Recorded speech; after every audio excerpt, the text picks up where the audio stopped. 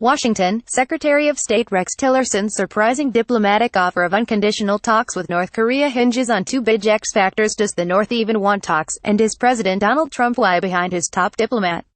The early signs were not promising. The White House on Wednesday contradicted Tillerson's overture. North Korea has yet to respond. The diplomatic initiative, made in remarks at a Washington think tank, came 2 weeks after North Korea tested a missile that could potentially carry a nuclear warhead to the U.S. Eastern seaboard. That's a capability the North has strove for decades to master. Trump has vowed to stop it from reaching its goal, using military force if necessary. His administration has pursued a policy of maximum pressure and engagement, with the overwhelming emphasis on pressuring Kim Jong-un's authoritarian government through economic restrictions and diplomatic isolation to compel it to negotiate away its nukes. Tillerson, who will address the UN Security Council meeting on North Korea on Friday, has carried the torch for engagement, and as fears of confrontation have risen, has progressively eased the threshold under which he says the U.S. could hold direct discussions with the reclusive nation. In March, he said North Korea first had to give up its nuclear weapons. A month later he demanded concrete steps reducing its threat.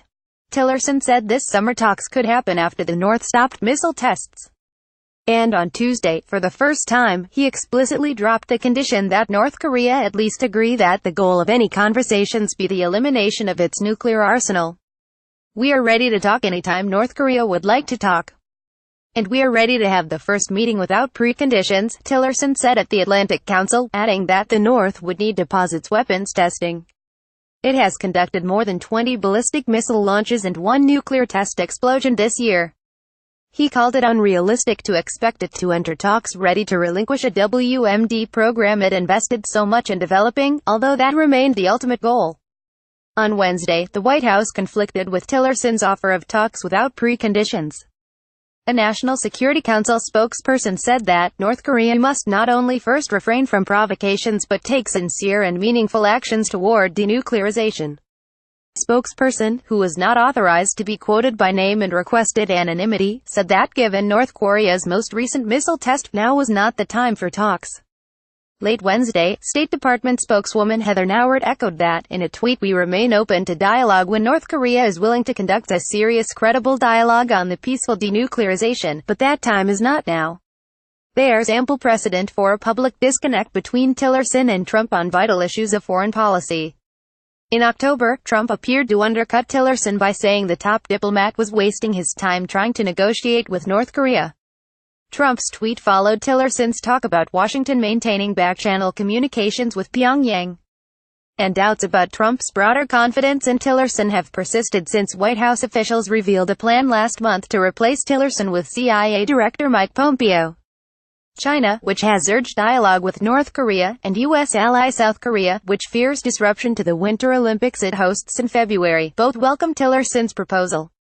But without White House support, Tillerson's call for unconditional talks would fall flat, said Mark Fitzpatrick at the International Institute for Strategic Studies.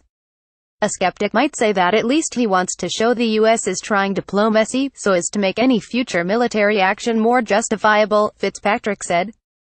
Patrick Cronin, an Asia expert at the Center for a New American Security think tank, said the Trump administration has played hardball in trying to convert pressure into diplomatic opportunity. But so far, North Korea hasn't been willing to engage. He said it's unclear if the North will want to negotiate as it nears deployment of a nuclear missile that could strike America. Last week, UN political chief Jeffrey Feltman made a rare visit to North Korea and met the foreign minister, a member of the powerful Politburo. Feltman, a former U.S. diplomat, said senior North Korean officials told him it was important to prevent war. He said he urged them to start talking about talks, a commitment he didn't get.